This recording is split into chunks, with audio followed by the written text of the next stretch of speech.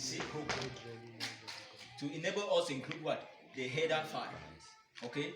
And if we are supposed to have some input and output functions in our program, we need to use this.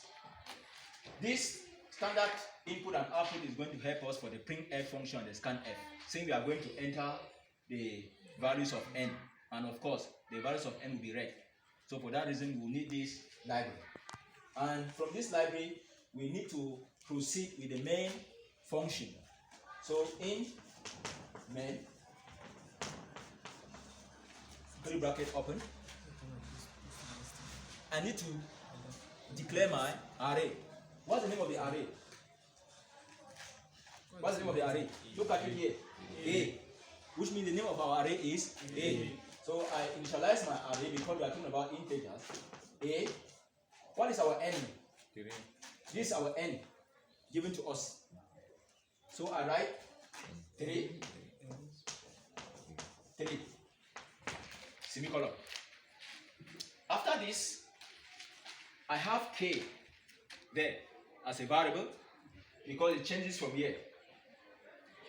Okay? I have rows and what? Columns. So these are equally what? Variables. Because the rows are changing. See, row 1, row 2, row 3. They are changing. Column 1, column 2, column 3. So they are variables. And that counter k starts from 1. So this is the 1. When we increment the counter to k plus 1, what is 1 plus 1? 2. It will go to the next one and fill it. So that's how we are going to be moving. So right now, I'm going to also initialize what? I'm going to initialize row, column, and what? And k equals to 1, semicolon.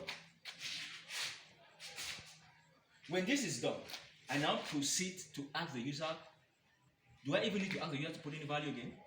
No. The reason is because we have already had a value put here, given to us from the question. If we want the user to put its own value, we make the question or the exercise or the task dynamic. In such a way that instead of us putting this 3 by 3 here, we instead put our n and ask the user now to put the value of n. And so we declare n to be what? A variable. Okay? Or we can take the highest n. I saw in the question proceed and talk about 5. So we can declare n to be 5. So the user to enter a value of n between that 5. So, but not 0. Because the two are greater than 0. So let us assume that this n has been given to us and we are using it because it's not all of us can write a function to ask a value of n and give it. And so I proceed with my for loop to check the range of the rows, whether it is actually within from 1 to 3. So how do I do it? I start from a row equals to what? 0. If I start from row equals to 1, there's no problem. But it's always good to start from 0 because arrays start counting from where? From 0. So 0, semicolon.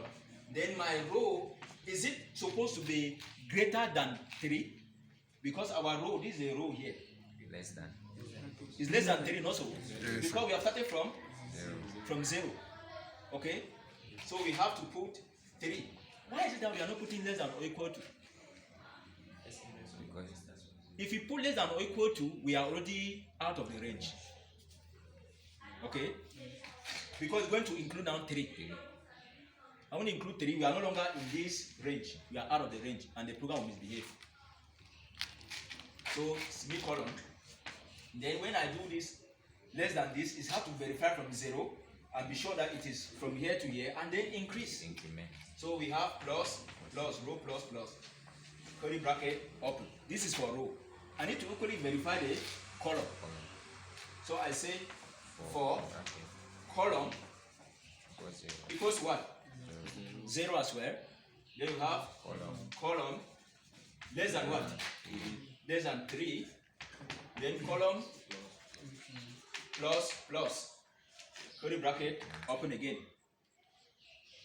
Now I need this array at this point.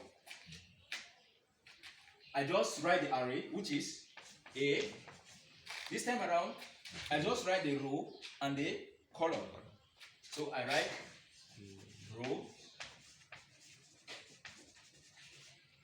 column, equals what? K. Semi column. And then I increment. Alright? So I have now K equals what? K plus 1. I don't know whether I've understood this. Let me quickly dry run something here for you to see how it's going to work. I've not yet closed this. I'm going to close it down. So right here, if I have A equals to A of 0, 0, look at A, the row 0. So if I put 0 here, okay, then I put column 0. The value is what? K. So at this position in the array of row 0, column 0, we should put K, which is 1. It's going to fill it because this is row 0, column 0. 1 will enter here. After that, I increase my K before I start verifying again because these are within the loop. So right now, if I have K increase, this K now is different from this one. This K now is equals to what? K, which is this K, 1 plus 1. So K now is, this K now becomes what? 2. Just take it now and verify and go back here. Since this condition was true, it goes back here. This one changed to what? This one is still 0. This time around, this one is changes from 0 to what? 1. To 1 because we say column plus plus. So when we are coming back, we should increase the column number from 0 to 1. So we are having row 0, column 1, which is going to take what? The new value of K. Because right now this K has been overwritten. Which is 2. From 1 to what? 2 that we obtained here. So it's going to be 2 and that 2 will enter there. So right now, let me just close this bracket here, the for loop. This is inserting the values. At this level, I have inserted the values, but you will not see